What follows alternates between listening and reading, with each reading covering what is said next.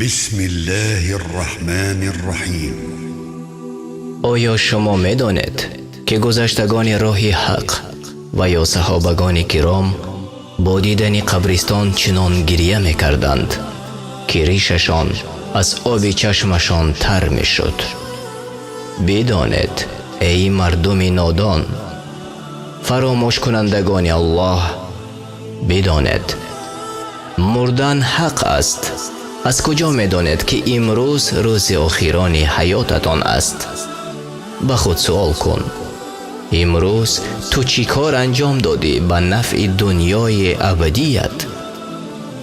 تو چی انجام دادی تا که به بهشت روی؟ تو چی کار کردی برای آوردن رضایت الله؟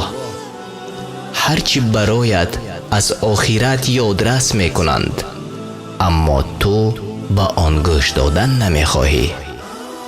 از طرف دیگر به خودت نگاه کن، ببین به کی مانندی. حیات مثل صفر بی معنی است اگر دانش صفر باشد.